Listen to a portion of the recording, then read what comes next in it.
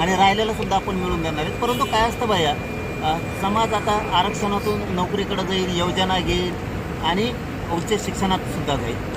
परंतु आपल्याला आता समाजाला, बाकीच्या पोरांना सुद्धा व्यवसायाकडे वळवणं गरजेचं आहे. समाज मोठा करायचा म्हणजे नेमकं काय, तर त्याच्यासाठी आपण झिजावं लागतं. त्यांना वेगळे वेगळे व्यवसायाचं ज्ञान द्यायचं.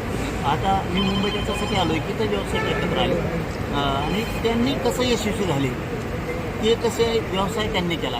आपण तेच आपल्या ग्रामीण भागातल्या लोकांना सांगून त्यांना व्यवसायाकडे वळायचं आम्ही ठरवलं. जवळपास 1 कोटीच्या आसपास समाज एकत्र करू मराठा 4-5 हजार तरी लोक व्यवसायाकडे लावायचा सांगता उद्देश. मराठा आरक्षण साठी तुम्ही यावेळी ठिकाणी लढा दिला, त्यावेळी काही मागण्या अपूर्ण राहिल्या होत्या, वेळ मागितला होता सरकारने. काय झालंय, कुठपर्यंत आल्या गोष्टी? फक्त पश्चिम महाराष्ट्रातला गॅजेटियरचा विषय राहिला. त्यांचं आपल्याला GR घ्यायचं. त्यांनी सांगितलं होतं की आम्ही अहवाल बनवतो पक्का, म्हणजे पुन्हा ताण नको. इकडं उडालं तिकडं उडालं किंवा अनेक अडचणी आल्या तर ती काही ठेवायचं नाही आहे.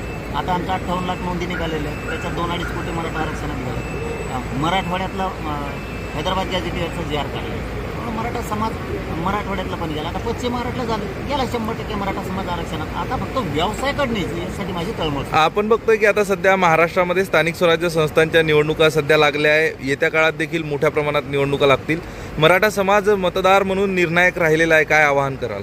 मी या निवडणुकीत तर मी नाही येईन, पुढचा पण राहणार नाही. कारण हे स्थानिक निवडणुकीत इथं 4-5 उमेदवार असले तरी आमच्या चेहऱ्यासमोरचे, त्याच्यामुळे आम्हाला कोणाला काही म्हणता येत नाही, याला तर त्याला तर. पण एक गोष्ट लक्षात ठेवायची, उमेदवाराला जरी काही म्हणता नाही आलं तरी मराठा समाजाने, ज्यांनी आपल्या मराठा आरक्षणाला विरोध केला, ज्यांनी आपल्या समाजाला विरोध केला, त्या पक्षाचा नेता कोण आहे, त्या नेत्याचं मात्र खच्चीकरण झालं पाहिजे. त्याच्यासाठी मराठ्यांची ताकद आणि धाक जर वाढवायचा असेल तर मतदानाच्या दिवशी, असे रोज काय फिरणार त्यांसंग, पण मतदानाच्या दिवशी लक्षात ठेवायचं, या नेत्यानं आपल्या मराठा आरक्षणाला विरोध केला होता, आपल्या जातीला विरोध केला होता, याला मतदान करायचं नाही म्हणजे नाही. तरच वोट राहील मराठ्यांचा, नाही तर वोट राहत नसतो आणि हे होणार आहे. पण सगळ्यात महत्त्वाचं, तुमच्या काही दिवसांपूर्वी तुम्ही तक्रार केली होती जीवे मारण्याच्या कटासंदर्भात, तपास कुठपर्यंत आलाय?